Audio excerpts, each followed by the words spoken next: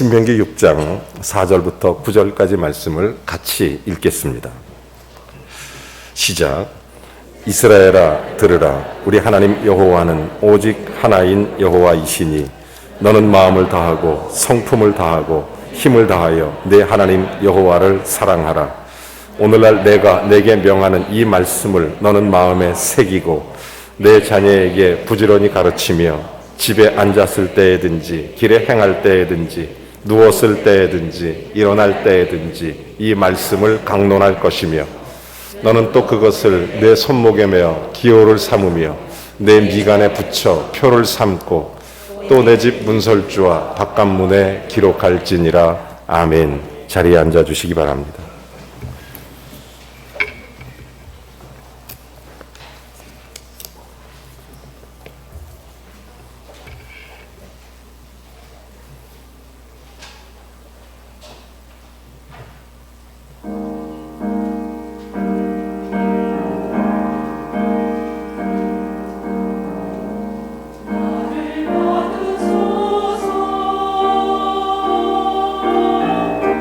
나를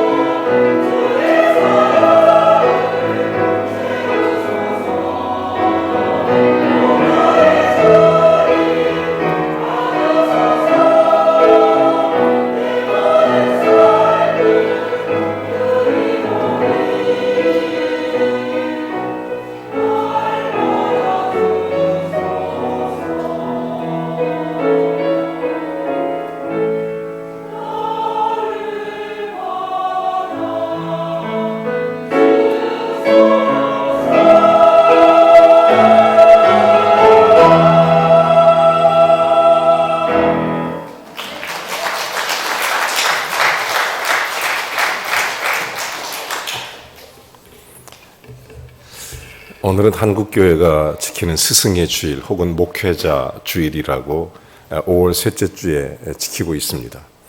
그래서 그런지 저한테 이렇게 꽃을 우리 청년들이 꽂아줬습니다. 생화입니다. 얼마나 감사하고 좋은지 향기가 이렇게 차 올라오는데 되게 기쁘네요. 사실 이 꽃은 제가 아니라 우리 교회에서 소리 없이 봉사하시고 수고하시는 우리 주일학교 교사들, 또 청소년부, 또 청년부 교사들, 우리 또 목자들, 또 우리 장로님 권사님들에게 꼭 드리고 싶은 꽃이기도 합니다. 우리 모든 그 교회의 어른과 스승 되시는 분들에게 주님의 은혜와 평강이 가득하길 주의 이름으로 축원합니다. 제가 대표로 꼽겠습니다. 요즘에 이렇게 참 귀한 선생님들이 존경받지 못하는 사회에 살고 있는 것 같아서 너무 마음이 아픕니다. 얼마 전에 한국 현직 중고등학교, 초등학교 교사 선생님들에게 질문을 했습니다. 교사가 좋은가? 교사에 만족하는가? 교사를 직업이 아니라 사명으로 삼는가? 여기에 20%만 그렇다고 대답했습니다. 나머지 80%는 만족스럽지 않고 자기가 학교 생활에서 교사의 직임을 감당하는 것에 불편함과 부당함을 느낀다고 대답했습니다. 이것이 한국 교육의 현실이라는 것이 굉장히 마음이 아픈 그런 조사 보고였습니다. 한국 교회도 마찬가지입니다. 여러분, 한국 교회가 지금 우리의 다음 세대가 어떤 실태 속에 있는지 제가 이야기하는 것보다 지난주에 한국교회, 우리나라 가장 큰 교단 중에 하나인 장로교 통합 측 서울 경기 지역 교회들 실태 조사한 다음 세대 교회학교 보고서가 지난 수요일에 발표가 됐습니다. 제가 여러분에게 그걸 좀 잠깐 보여드리고 말씀을 드리겠습니다. 포스트 코로나 시대 교회학교 전략 방향이라는 주제로 이제 그 조사가 있었습니다. 여기에서 가장 중요한 것으로 대두됐던 게 뭐냐면 교회가 바뀌거나 어차피 코로나 이후의 시대에 교회가 어떻게 바뀌어야 되는지 가장 준비해야 될 것이 무엇인지 여러 가지 대답이 나왔지만 가장 많은 대답이 부모 교육이었습니다.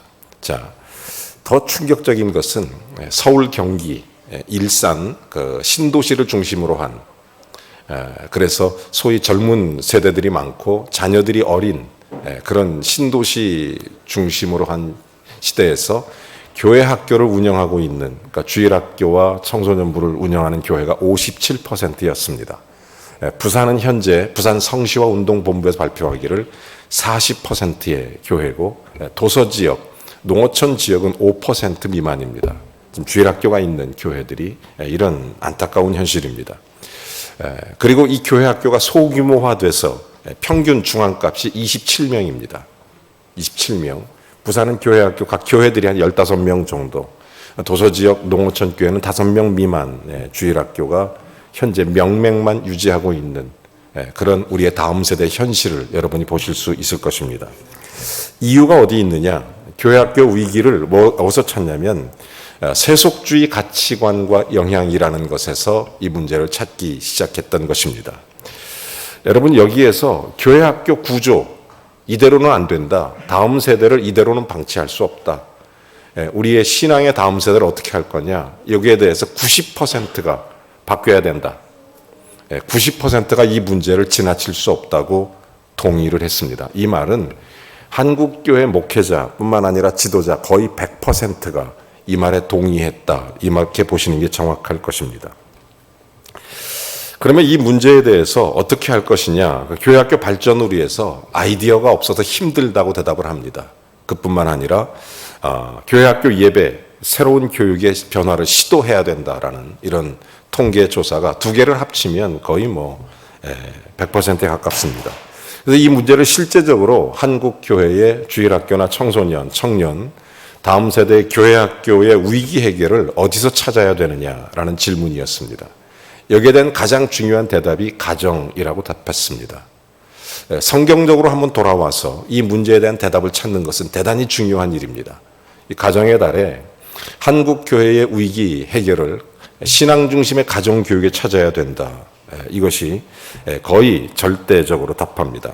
두 번째는 이 교회가 바뀌거나 준비해야 될 것이 부모 교육이라는 것, 아마 거의 다 동의하실 것입니다. 그리고 교회와 가정의 연계, 신앙 교육이 참 필요하다. 따로 떼지 말고 교회와 가정이 하나가 되도록 해야 된다. 그리고 그러나 현재 상황은 부모 교육, 가정 연계 교육의 개선의 여지가 많이 있다는 것이 희망적입니다. 그리고 한국 교회학교의 그런 부진, 그리고 문제의 영향으로서 또 하나 볼 수 있는 것은 열정이 있는 교사가 부족하다고 느낀다는 것이 67%였습니다. 저희 교회는 뭐 주일학교나 청소년 또 유치부 교사들이 정말 최선을 다해서 헌신하시는 모습에 이 스승의 주일을 맞아서 깊은 감사를 드립니다. 정말 애써주시는데 그럼에도 불구하고 교인이나 또 부모들이 느끼기에 열정이 부족하다고 느끼는 게 67%로 나와 있다는 참 놀랍습니다. 이걸 해결하기 위해서 교사 역량 강화를 위해 영성 훈련이 가장 필요하다고 교사들은 답했습니다. 교사들이 어떻게 하면 좋으냐? 우리가 영성으로 좀 깊어져야 된다. 영적 훈련이 필요하다고 대답을 했던 것입니다. 여러분, 그리고 나서 이런 질문을 했습니다. 포스트 코로나 시대 현장 예배, 온라인 예배를 어떻게 할 거냐? 그랬더니 병행할 것이다. 이게 34%의 교회가 대답했습니다. 물론 온라인 시스템이 갖춰져 있는 교회들의 이야기일 것입니다. 갖추지 못한 교회나 그런 역량이 부족한 교회들은 아마 송출을 못하게 될 것이고, 그러므로 실제적으로 이런 역량이 있는 교회는 이제 동시에 이것이 계속된다. 코로나 시대 이후에도 진행될 거다라는 대답을 했던 것입니다.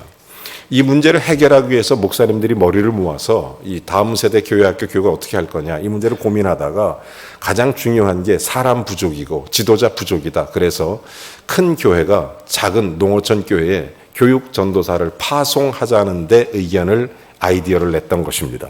그래서 개교의 교육 전도사 파견 제도를 77%의 목회자들이 동의하고 공감했습니다. 도시교회가 농촌교회에 교육 전사를 하나씩 보내서 사례는 본교회가 담당하고 농어촌 교회 전도사 하나를 보내서 거기서 어린이들을 이렇게 키울 수 있도록 그런 일들을 좀 해보자, 이런 얘기도 했습니다. 그런가 하면 이제 도시교회도 워낙 아이들이 적다 보니까 이제 그래서 3명, 4명 이렇게 해서 효율성이 없으니 거점교회 연합으로 같이 어린이들이 함께 하는 게 어떠냐, 61%가 현재 한국교회의 공감 내용입니다. 그리고 재미난 도표가 있는데 이 메타버스라는 이야기들이 요즘 많이 나옵니다. 뭐 우리 어린이 청소년들은 잘 알고 있는 내용입니다. 우리는 디지털 이주민이기 때문에 디지털 원주민을 접하기가 상당히 어려울 때가 있어요. 그래서 이 아이들은 너무 잘하는데 이것을 교회 학교에 도입하자 아직은 시기상조다. 이거에 대한 거부감이 훨씬 컸습니다. 34% 정도. 그렇게 하고 나머지 63%는 그냥 좀 지켜보자. 중장기적 과제로 남겨놓는 것이 대답이었습니다. 자, 이제 이런 질문을 했습니다. 학교 교사에 대해서 학부모들이 만족하느냐? 학부모 학생 인식입니다. 학생과 학부모들은 선생님들에 대해서 무엇을 원하는지 가장 바람직한 교사상에 거의 100%에 가깝죠. 이것은 개별 학생에게 관심을 쏟는 것, 그래서 이해하고 소통하는, 그러니까 한 명 한 명을 대해달라, 이것입니다. 여러분, 정말로 포스트 모더니즘의 대표적인 현상, 이제 개인주의화된 것이 학교에도 이미 다 나타나고 있습니다. 한 명 한 명한테 다 그렇게 해달라. 여러분, 이것이 일반적으로 예전에는 그룹으로, 단체로 이걸 다 했다면 지금은 한 사람에게 집중해야 되는 이제 그런 시대가 온 것입니다. 선생님들이 그걸 원하고 있습니다.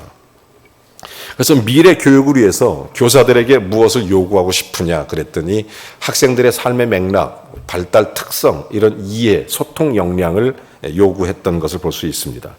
재미난 통계도 보았습니다. 지금 초등학교, 그리고 중학교, 고등학교 청소년들, 제가 초등학교에만 한정돼서 얘기하고 중고등학교 다 포함시키면 하루 청소년들이 영상, 유튜브나 동영상을 시청하는 시간이 하루에 5시간입니다. 하루에 5시간. 일주일에 168시간 중에 적어도 35시간을 영상을 보는데 소비하고 있습니다. 재미난 것은 교회에 2시간은 참 힘들어하면서 일주일에 30몇 시간 보는 것은 아무렇지도 않게 생각하는 이런 모습들이 참 아이러니하다. 더 놀라운 충격적인 사실은 여기에 주일학교 아이들도 앉아 있는데 주일학교 아이들 초등학교 졸업하기 전에 60%가 불건전한 그런 성인 동영상을 시청하고 있다는 사실입니다. 여러분이 아마 놀라지도 않는 것 같은데 요즘 애들이 아닙니다. 제가 이런 말씀을 드리는 이유는 직접 경험해보지 않았던 그런 영적 흉년의 시대를 한국교회가 맞이하고 있습니다. 이것이 현실의 문제고 이건 정확한 그런 내용의 보고서입니다. 이것 때문에 교회의 시름이 깊습니다. 이대로 가다가는 교회 학교가 이렇게 약해서 어린이들이 이렇게 없어서 이대로 가다가는 30년, 40년 후에 한국교회는 어떻게 되겠느냐. 실제적으로 지금 농어촌 교회는 앞으로 20년 정도 지나면 아마 절반 이상이 없어질 거다. 이렇게 예측하고 있는 거 아니겠습니까? 자, 이런 시름이 깊은 이 시대, 이 위기가 내일을 존재하게 만들 수 있을까라는 고민이 한국교회에 생긴 것입니다. 그래서 이 문제를 해결하기 위한 위기는 곧 기회이기 때문에 이런 엄청난 부정적 에너지가 쏟아져 오지만 이걸 변환시키면 한국교회의 미래에 훨씬 더 긍정적인 에너지를 만들어낼 수 있는 놀라운 기회가 될 수 있지 않겠느냐. 이런 부분에 대한 깊은 고민과 기도를 하지 않을 수 없었습니다. 그래서 코로나19가 가져다 준 한국교회, 특별히 교회학교에 대한 문제는 오히려 하나님 앞에 개인적으로는 참 축복의 시간이다. 왜냐하면 본질로 돌아갈 수 있고 본질에 대한 구체적인 답을 얻을 수 있는 그런 시간들을 갖게 됐던 것입니다. 자, 어떻게 하면 이 문제를 해결할 수 있느냐? 저는 성경으로 돌아오면 답이 있다고 믿습니다. 그것이 우리가 오늘 같이 읽었던 신명기 6장 4절부터 9절까지의 말씀, 소위 쉐마라는 것입니다. 이스라엘아 들으라, 자녀들아 들으라, 손주들아 들으라. 이것은 이렇게 우리가 하나님 말씀을 계승해야 되는 이유와 목적, 본질이 여기에 있다. 이 쉐마, 이 말씀이에요. 우리의 다음 세대 사역의 위기는 사실은 코로나19가 가져온 것도 아니고, 그리고 급변하는 시대적, 상황적 변화 때문에 다음 세대 위기가 온 것이 아니고 사실은 근본적인 교회의 본질적 위기였던 것입니다. 이미 코로나가 오기 전에도 한국교회 주일학교는 위기가 찾아왔습니다. 이미 다음 세대에도 위기는 계속되어 왔던 것입니다. 그래서 지금 교회가 위기를 지나는 동안 다음 세대 사역에 교회 성장을 위한 방편의 어려움으로 사람들이 이해했던 것입니다. 여러분, 여기서 굉장히 중요한 말이 있어요. 이것은 다음 세대의 본질의 사역을 잃어버린 원인이 어디 있느냐라는 것입니다. 본질을 잃어버린 원인이 바로 교회의 본질을 잃어버리기 때문입니다. 여러분, 이 말이 무슨 얘기냐면 아이들이 전도되면 주일학교가 부흥되면 청소년이 부흥되고 청소년이 부흥되면 청년이 부흥되고 청년이 부흥되면 교회가 부흥될 거 아니냐. 교회 성장학적 측면으로 주일학교나 아이들을 바라보게 됐던 것입니다. 이것이 한국교회의 문제였다는 거예요. 여러분, 교회는 그런 게 아닙니다. 성경은 그런 형태로 어린이들을 대하지 않았습니다. 여러분, 그러다 보니까 아이들이 좋아하는 프로그램, 아이들이 지루해하거나 아이들이 싫어하면 가정이 떠나게 되고 그러면 교회가 어려움이 생기니까 아이들을 어쨌든 더 재밌게, 더 흥미롭게, 더 역동적으로 자꾸자꾸 이렇게 이러다 보니까 본질적 사명을 잃어버린 주일학교가 점점 더 아이들이 식상해 가는 것입니다. 주일학교 사역자, 부장, 교사 가장 우려하는 것이 우리 아이들이 얼마나 하나님 앞에 바로 서느냐, 얼마나 하나님의 사람이 되느냐, 여기에 관심이 있는 게 아니라 얼마나 아이들이 즐겁게, 아이들이 재미없어 이런 말 할까 봐 두려워하면서 아이들이 재미없으면 주일학교 오기 싫어할 거고 아이들이 주일학교 오기 싫어하면 문제가 생길 거니까 대부분의 사역자들이 그래서 아이들이 좋아할 만한 것들을 찾고 그러다 보니 점점 더 자극적이고 점점 더 좋은 간식을 주고 점점 더 강력한 영상을 보여주고 이럴수록 아이들은 더 빨리 식상하고 참다 못해 더 큰 자극과 더 큰 만족을 위해 마치 마케팅을 하듯이 종교 소비자로 전락해버리고 말았던 것입니다. 이것이 한국교회의 다음 세대의 고질적인 실체였고 문제였던 것입니다. 그래서 많은 교회가 주일학교는 재밌어야 된다. 그래서 주일학교 성경학교라는 이름을 바꾸기 시작했습니다. 꿈드림, 썬데이 스쿨이 아니라 펀데이 스쿨 이런 식으로 재미나게 즐겁게 어쨌든 아이들 붙잡아 놔야 되니까 이런 얘기를 했던 것입니다. 여러분, 다음 세대 사역의 이런 혼란과 절망의 원인은 사실은 딱 한 가지입니다. 교회의 본질을 잃어버렸기 때문입니다. 여러분, 그렇다면 우리가 되찾아야 할 본질이 무엇이냐는 것입니다. 다음 세대 양육의 측면에서 되찾아야 할 본질, 가장 첫 번째가 뭐냐면 다음 세대 교육의 목표입니다.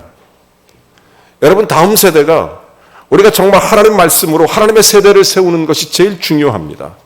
오늘 성경 본문의 말씀은 하나님의 세대를 세우는 이스라엘의 쉐마, 양육 방식에 대해 설명하는 것입니다.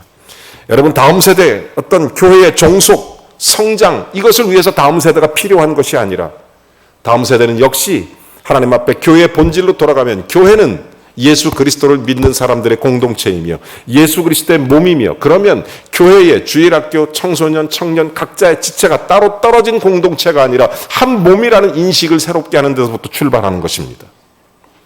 여러분, 새끼발가락이 약해 보여도 그 하나 없으면 사람이 중심을 못 잡고 너무 고통스럽습니다. 어린아이 하나, 여러분, 아이들을 분리시켜서 지체로부터 떨어뜨려 놓아서 이런 부분들을 그리스도의 한 몸을 이루어가는 그런 공동체의 본질 회복에 대한 관심을 가져야 된다는 것입니다. 다음 세대 교육은 우리가 기도 잘하고 예배 잘 드리고 헌금 잘하고 성경 잘 찾고 이런 것이 아니라 예수님을 알고 예수님을 사랑하고 예수님으로 자라서 그들의 다음 세대에게도 예수 그리스도를 증거할 수 있고 그들의 다음 세대도 하나님 앞에 세울 수 있는 그런 세대로 키우는 것이 바로 쉐마, 신명기 6장 4절부터 9절의 말씀입니다. 여러분, 마태복음 28장에도 보면 이런 말씀이 있어요. 예수님께서 가서 제자를 삼아라. 여러분, 가정, 제자 삼을 수 있는 가장 1차적인 기관이 있다면 그건 가정입니다. 가정. 여러분, 우리의 자녀들을 사실은 예수 그리스도를 믿는 가정에서 제자 삼는 건 대단히 중요한 일입니다. 그러니까 주일학교 학생으로 키우지 말고 교인으로 키우지 말고 예수를 사랑하는 제자로 키워야 되는 것이 교회 교육 본질의 목표가 되는 것입니다. 교회 한 몸 공동체를 이루는 목표입니다. 여러분, 교회는 그리스도의 몸입니다. 한 몸이에요. 이런 교회 본질로 자꾸 돌아와야 되는 것입니다. 이것이 교회의 본질적 목표를 분명하게 시정한다면 이것은 담임 목사 그리고 모든 교사들이 부모와 함께 공유하고 교회와 교육이, 가정이 함께 하나가 돼서 그리스도의 몸을 세워가는 것이 주체가 되어야 되는 것입니다. 두 번째, 본질적 회복이 있다면 다음 세대 교육의 주체를 부모에게서 찾아야 된다는 것입니다. 가정의 달에 우리가 한 번쯤 이런 얘기를 하고 넘어가는 것도 상당히 중요한 의미가 있다고 생각합니다. 여러분, 다음 세대 교육의 주체는 부모입니다. 언제부턴가 부모들이 자녀들의 영적인 문제를 교회에 차를 타고 데려다 주고 그리고 끝나면 다시 데리고 가는, 그래서 그것으로 나는 부모의 책임을 다했고 모든 영적 교육은 교회가 맡아서 다 책임져야 된다고 생각하고 그렇게 살아왔던 그런 부모 세대가 된 거예요. 여러분, 사실 성경적으로 돌아가서 보면 어떤 의미에서 보면 부모가 8, 교회가 2, 그 정도 비율일 거예요. 훨씬 더 중요한 것이 부모의 교육의 부분입니다. 여러분, 교회는 그 부모들의 필요를 채워줘서 아이들에게 만족을 주고 그리고 부모들이 그것으로 만족하게 하고 그것에 만족하지 못하면 더 좋은 시스템, 더 좋은 프로그램을 찾아서 종교 마케팅을 하는 그런 시대가 현재 한국교회 주일학교의 모습이었다고 해도 과언이 아닐 것입니다. 마치 좋은 학원을 데려다주고 데리고 오는 좋은 학부모와 같은 그런 신앙생활과 그런 신앙을 교육을 했던 그런 학부모들의 문제가 현재 한국교회를 만들었다 고민되는 것입니다. 하지만 성경 본문 신명기 6장 4절부터 9절 말씀을 통해서 보면 자녀의 신앙 형성의 1번지는 부모와 가정입니다. 자녀의 신앙의 가장 중요한 1번지예요. 그 다음 세대를 세우는 이것이 지식이 목표라면 학교가 맞습니다. 하지만 다음 세대가 하나님 자녀로 세우는 것이 목표라면 그것은 부모가 맞습니다. 여러분, 우리는 기도해야 됩니다. 예수님을 알고 예수님을 사랑하고 그 말씀 가운데 살아가는 것이 무엇인지 오감으로 체험할 수 있는 곳 가정이고 부모입니다. 이것이 우리의 책임입니다. 싱크 오렌지라는 유명한 책이 하나 있습니다. 이 책이 레리 조이너라는 분이 쓴 책인데 이 책에서 강조하는 게 부모와 자녀의 교육적 부분을 깊이 다루고 있습니다. 제가 이미 두 가지를 여러 번 말씀드렸어요. 하나는 성육신 교육입니다. 자, 하나님과 우리 사이에 좁힐 수 없는 간격이 있습니다. 죄라는 문제도 있고 하나님과 우리 사이에 갈 수 없는 간격이 있어요. 그러나 이것을 좁히기 위해서 우리와 하나 되기 위해서 예수 그리스도가 성육신하셨습니다. 우리 육신의 몸을 입고 이 땅에서 우리를 위해 대속하여 죽으시고 우리의 모든 구원자가 되신 이 성육신, 소위 인카네이션, 그 놀라운 성육신 교육이 가정에서 이루어져야 됩니다. 내가 믿고 있는 하나님이 내 자녀가 믿을 수 있어야 됩니다. 내가 믿고 바라보는 하나님이 내 자녀들의 하나님이 될 수 있어야 되는 것입니다. 그러니까 자녀들의 눈높이에 맞게 예수 그리스도의 몸을, 그리스도의 한 몸을 이루어가는 것이죠. 두 번째가 뭐냐면, 제가 단어를 하나 만들었는데 로유바디 교육이라고 말씀드렸어요. 로유바디 교육. 한번 따라서 해볼래요? 로유바디 교육. 복잡하지 않습니다. 할머니 로이스, 엄마 유니게, 그리고 목사 바울, 이 세 사람이 디모데를 만들어낸다. 아멘. 여러분, 이게 부모 교육이고 부모 가정의 놀라운 중요성입니다. 저는 그래서 실제적으로 우리의 다음 세대를 위해서 이 두 가지가 깊이 있게 도전돼야 됩니다. 우리가 정말 성육신해서 십자가를 지는 마음으로 우리 다음 세대에 가까이 가느냐. 또 하나는 로유바디 교육. 가정에서 할머니, 부모, 자녀, 목사님 같이 교회와 함께하는, 정말 어린 디모데처럼 훌륭하게 자라나는, 그래서 로유바디 교육이라는 단어를 제가 만들어내면서 하나님 앞에 그런 생각을 했던 것입니다. 자, 인식이 우리가 바뀌어야 됩니다. 이것이 다음 세대를 교회가 책임져가는 방향입니다. 부모들은 자녀에게 하나님께서 나에게 위탁하신 그런 그들의 그 하나님 앞에 자녀를 믿음으로 세워갈 의무, 책임이 있다는 것입니다. 이 책임을 감당할 때 그 수혜자 첫 번째는 부모가 될 것입니다. 다음 세대는 가장 큰 영향을 받는 것이 바로 부모이기 때문에 교회가 꼭 기억해야 될 것, 다음 세대 교육의 주체로서 부모를 세워가는 것. 세 번째로 저는 본질적으로 교회가 회복해야 될 다음 세대는 다음 세대 교회 교육을 위한 교회 책임입니다. 교회 책임. 여러분, 교회 책임은 우리에게 세 가지 교육 환경에 관한 책임의 문제가 있어요. 자, 여러분, 가정이 1번지 책임 기관이지만 교회 교육은 없어서는 안 되는 정말 중요한 교회 교육인 것은, 문제가 뭐냐면 그 자녀를 양육하고 책임질 만한 부모가 많지 않다는 겁니다. 부모 교육이 돼 있지 않다. 그 자녀를 확실하게 영적으로 책임질 만한, 가르칠 만한 부모 세대가 약하다는 것입니다. 그래서 다음 세대가 건강하게 자라가는 그런 영적 생태계를 만들기 위해서 교회가 그것을 보호하고 책임져야 될 내용이 있는 것입니다. 자, 여러분, 부모들이 1번지 교육기관이 되게 하려면 교회는 2배 노력해야 됩니다. 사실은 가정보다 2배 노력해야 돼요. 우리 자녀들이 교회에서 영적인 부모를 만나고 또 교회에서 자라날 수 있도록, 문제가 뭐냐면 그런 영적 부모가 부족하니까 자녀를 책임지고 소위 쉐마 교육을 할 만한 그런 부모들이 없으니까 교회가 뒷받침돼야 돼요. 또 하나는 뭐냐면 예수 안 믿는 부모들의 자녀들이 있기 때문에 그 부모들을 교회가 책임을 져야 되는 거예요. 이게 교회 교육의 책임입니다. 이 책임을 위해서 저는 3가지를 제안하고 싶은 것입니다. 오늘 여러분에게 제가 이 말씀을 좀 드리고 마치려고 그래요. 왜냐하면 정말로 우리 교회, 한국교회 다음 세대를 바라보면서 우리 교회가 실제적으로 앞으로 한국교회 좋은 모델이 되고 희망과 감동이 될 수 있도록, 어차피 대형 교회는 이런 문제를 접근하기가 쉽지 않습니다. 구조적으로 그게 굉장히 힘들어요. 한 몸으로 바꿔들어가기가 자꾸 또 하나의 몸을 만들어낼 수밖에 없어요. 최근에 분당의 어떤 교회는 이런 문제로 깊이 고민하다 교회를 29개로 나눴다고 그러더라고요. 이거 정말 본질적인 문제예요. 성경적인 문제입니다. 이건 정말 굉장히 놀라운 도전이에요. 실제로 교회보다 더 큰 영향을 받는 기관은 없습니다. 그런 의미에서 교회가, 부모가 손잡고 아이에게 영향을 줄 때 교회와 가정의 잠재력은 극대화될 수 있는 것입니다. 다음 세대가 작은 예수로 자라나고 정말 믿음의 세대로 자라나, 하나님의 사람으로 자라날 수 있도록 교회와 가정이 어떤 역할을 해야 되느냐. 제가 말씀드린 3가지. 첫 번째는 세대 통합 예배입니다. 이것이 왜 중요하냐? 여러분, 성경에 나타난 신약이든 구약이든 모든 예배는 세대 통합 예배였습니다.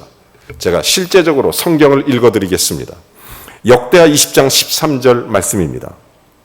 자, 유다 모든 사람은 그 아내와 자녀와 어린 자로 더불어 여호와 앞에 섰더라. 여러분, 공동체 안에서 예배가 자발적으로 다 공동체 아이들과 함께 모압과 암몬 자손이 침략해 올 때 나라를 위해 히스기야가 모든 세대를 한 자리에 모아 예배하는 그런 장면입니다. 자, 에스라서 10장을 봅니다. 1절에 보면 민족이 영적으로 어려움 당했을 때 에스라가 회개 모임을 합니다. 에스라 10장 1절 보면은 통곡하며 이스라엘 중에서 백성의 남녀와 어린아이 큰 무리가 그 앞에 모인지라. 신약 시대에 넘어와 볼까요?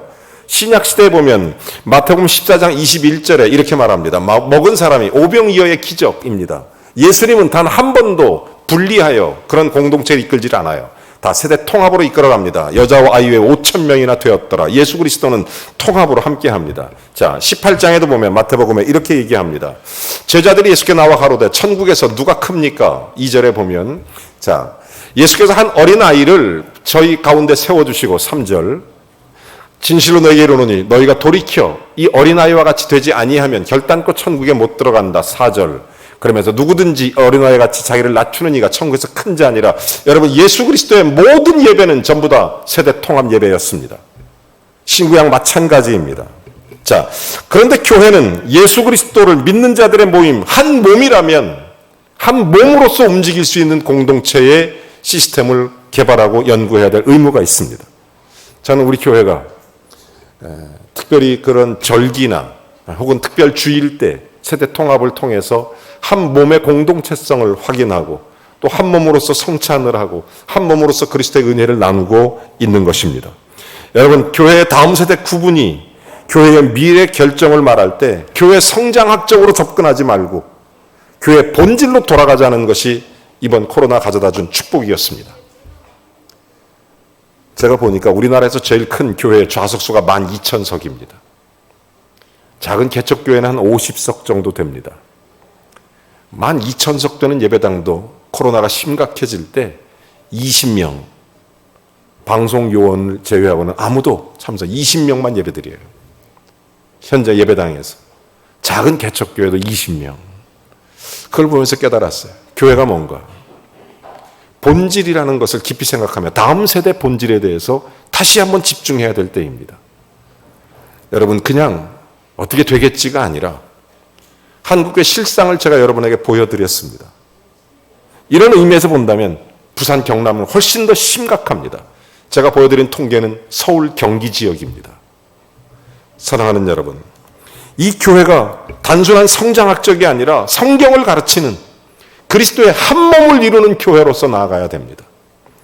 여러분, 아이나 어른이나 하나님 보시기에 똑같이 그리스도의 몸인 줄로 믿으시면 아멘 하시기 바랍니다. 한 영혼 한 영혼이 다 그리스도의 몸이에요. 우리도 그런 것입니다. 아이들이 그리스도의 몸으로 우리가 그냥 몸에서 방치하는, 몸에서 떨어져서 방치하는 그런 게 되지 말고 몸과 마음이 교회를 떠나지 않게 하는 것이 다음 세대 교육입니다. 여러분, 예배 대상이 회중이 아니라 하나님인 것을 알게 하는 것이 신앙교육입니다. 또 예배의 초점이 이해하는 것이 아니라 하나님을 경배하는 것이 초점임을 보여주는 것이 신앙교육입니다. 아이들이 이해하든 안 하든 예배는 이해가 목적이 아니라 하나님을 경외하는 것이 목적입니다. 예배는 환경이 목적이 아니라 또래의 만남이 목적이 아니라 모든 세대가 모이는 그리스도의 몸을 이루는 것입니다. 이런 의미에서 저는 교회의 주일학교, 중학교, 고등학교, 대학교 갈수록 아이들이 신앙에서 멀어지는 이유는 그리스도의 한 몸이 되지 않았기 때문입니다. 한 몸을 이루는 것이 제일 중요해요. 한 몸은 떨어지지 않습니다. 어려서부터 예배 공동체 속에 자라나면 어려서부터 항상 주님과 함께 부모와 함께 예배 자리에 참여하고 부모와 함께 기도하고 부모와 함께 나누는 게 얼마나 중요한지 몰라요. 저는 두 번째로 그런 의미에서 말씀의 통합이 사역이 돼야 된다 이렇게 생각합니다. 부모가 듣는 메시지, 아이들이 함께 들을 수 있는 것, 그리고 부모와 함께 느낀 점을 서로 말하고 같이 기도할 수만 있다면 그보다 더 좋은 신앙교육은 특별히 이스라엘의 쉐마 교육이 한국 속에 그대로 실현될 수 있을 것입니다. 여러분이 들은 말씀을 집에서 함께 나누십시오. 자녀와 말씀을 통합을 이루십시오. 온 교회에 듣는 메시지가 통합될 수 있다면 얼마나 좋겠어요. 가족에서 부모든 자녀든 같은 성경 본문을 묵상하고 같이 기도하고 같이 말씀을 나누고 같이 찬송하고. 저는 세 번째로 사역의 통합을 말씀드리고 싶어요. 여러분, 가족 공동체 구조를 바꾸는 것입니다. 교회 공동체의 구조를 바꿔야 돼요. 여기에 90% 이상의 목사님과 지도자들이 동의하고 있습니다. 여러분, 이 문제는 어른들은 목회의 대상이고 아이들은 돌봄의 대상이라는 이분법적 사고를 버려야 됩니다. 아이들도 하나님 앞에 소중한 저와 여러분과 똑같은 하나님의 자녀이고 하나님의 주체이며 믿음의 세대로 그렇게 존중하고 세워져 가야 되는 하나님의 사람들인 것입니다.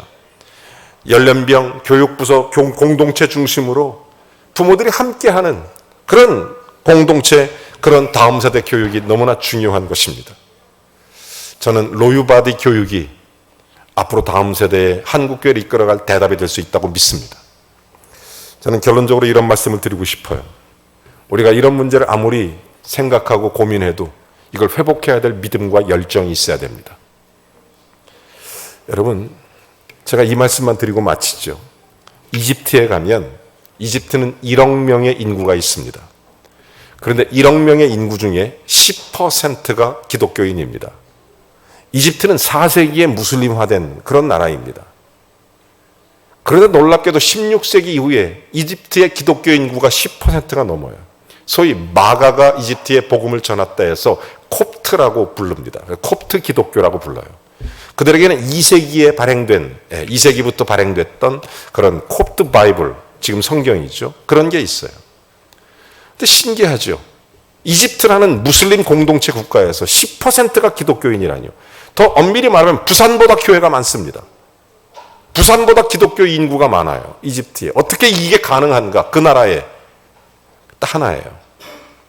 여러분, 이집트는 참 독특한 가정의 문화가 있습니다.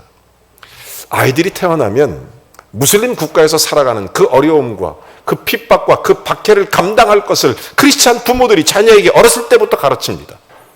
그리고 아이들이 태어나면 산양 젖에다가 3일 동안 바늘을 담궈 놓은 것으로 오른쪽 손목에 십자가 문양을 새겨 놓습니다. 그리고 그 아이를 데리고 교회에 가서 하나님의 자녀로 선포를 합니다. 그리고 그들은 어렸을 때부터 자라나면서 내가 세상의 모든 그런 하나님을 향한 핍박이 오더라도 감당하겠다고 선포하고 그런 믿음의 자녀 세대로 자라납니다. 그 부모가 자녀를 그렇게 쉐마로 하는 거예요. 가르쳐 주는 거예요. 영적 세대를 이루는 것입니다. 결국 이집트는 이렇게 계속적으로 복음의 나라로 지금도 진행되는 그런 역사가 있습니다. 마치 모세처럼 이집트의 부와 명예를 나는 버리고 하나님의 자녀로 살아가겠다는 믿음의 결단. 여러분, 그 결단이 있으십니까? 우리의 자녀들에게, 우리의 다음 세대에게 우리가 성육신해야 되는 십자가를 지는 결단을 해야 됩니다. 로유바디 교육이라는 믿음의 결단을 해야 됩니다. 예수 믿지 않는 아이들이 교회에 옵니다. 그러면 우리는 영적 부모가 되어야 됩니다. 그들에게 영적인 부모의 역할을 해야 됩니다. 여러분 자녀들에게도 영적인 부모의 역할을 해야 됩니다. 저는 그것이 성경이 말하는 스승이라고 믿습니다. 그것이 우리가 정말 일만 아비보다, 일만 스승보다 일만 한 사람의 아비가 중요하듯이 저와 여러분이 그런 부모의 역할을 해야 되는 것입니다. 이것이 다음 세대에 대한 한국교회의 대답입니다. 사랑하는 여러분, 이것을 구체하는 양육의 본질로 돌아가는 것입니다. 저희 교회는 선교, 양육, 비전이 살아있는 교회라는 표어가 있습니다. 어느 정도 우리 교회가 선교적 비전을 원로 목사님 때부터 계속 진행해서 이루어왔습니다. 저는 우리 교회가 이제 양육의 비전을 그리스도 안에 세워서 온전하게 하나님 앞에 한국교회에 정말 좋은 영향을 제공할 수 있는 그런 교회가 되기를 기도하고 있습니다. 실제적으로 이런 문제에 대답을 줄 수 있는 그런 교회, 양육의 비전을 세워갈 수 있는 그런 교회, 그런 교회로 하나님 앞에 그리고 한국교회 답이 됐으면 좋겠습니다. 사랑하는 여러분, 이제 다시 시작입니다. 열정을 가지고 하나님 나라를 세워갑시다. 선교, 양육, 비전이 살아있는 범일교회를 세워갑시다. 여러분 모두가 하나님 앞에 좋은 스승이 되십시오. 아니, 스승을 넘어서 좋은 아비가 되십시오. 우리 교회의 다음 세대에게 그렇게 좋은 부모가 되는 은혜가 있기를 주의 이름으로 축원합니다. 하나님 아버지 감사합니다. 그리스도 안에서 몸된 교회 공동체를 그리스도의 몸으로 세우는 거룩한 은혜가 있게 하시고 우리와 우리의 다음 세대가 주님의 제자로 서도록 축복해 주시옵소서.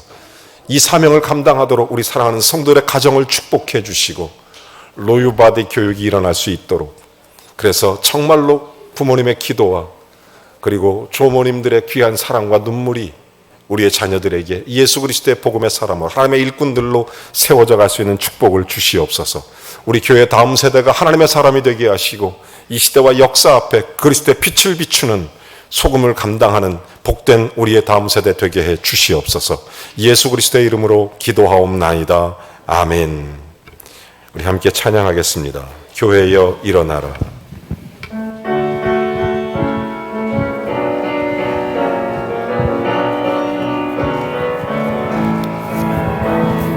교회여 일어나라. 주께서 부르시니 두려움과 실패 내려놓고 교회여 일어나라. 교회여 일어나라. 주께서 보내시니 우릴 부르신 삶의 자리에서 교회여 일어나라. 우린 세상의 빛 어둠을 밝히는 하나님의 편지 주를 나타내는 주의 교회를 통해 우리 통해 세상이 주를 보리라. 일어나라 아버지 사랑으로 아버지 능력으로 서로 하나 되어 그 빛을 비추라. 노래하라 아버지의 사랑을 아버지의 크심을 이 삶의 노래로 주님을 나타내라.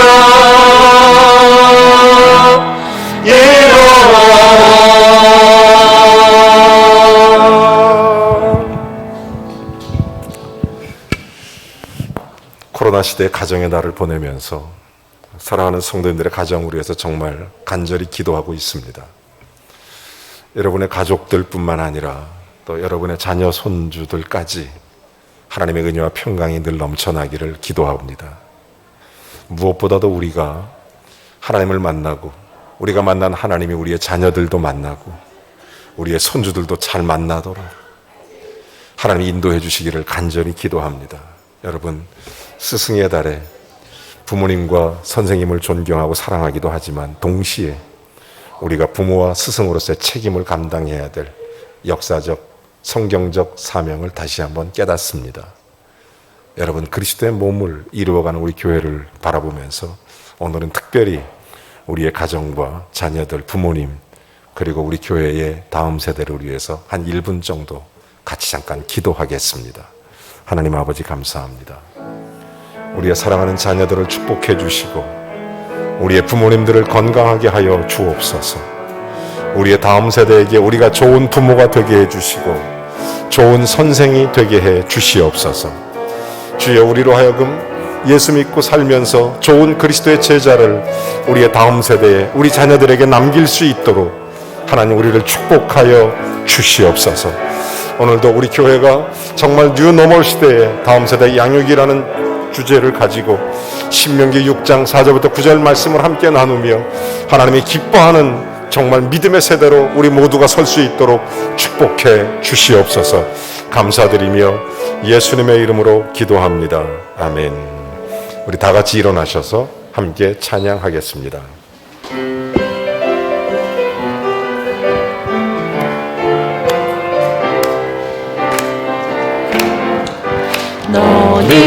너는 담장 너머로 뻗은 나무 가지에 푸른 열매처럼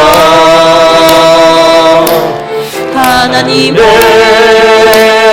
귀한 축복이 삶에 가득히 넘쳐날 거야.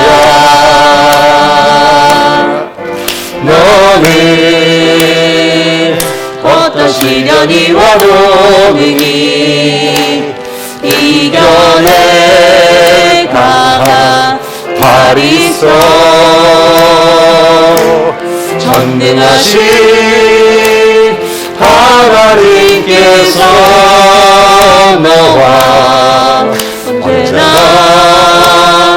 함께 하시니 너는 하나님의 사랑 아름다운 하나님의 사랑 나는 널 위해 기도하며 우리를 축복할 거야 너는 하나님의 선물 사랑스러운 하나님의 열매 주의 품에 꼽은 나무가 되어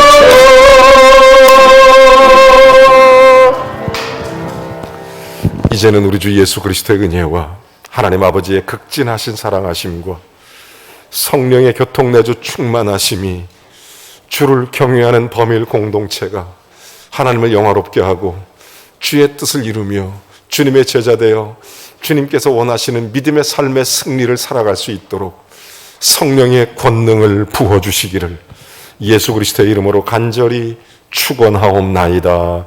아멘.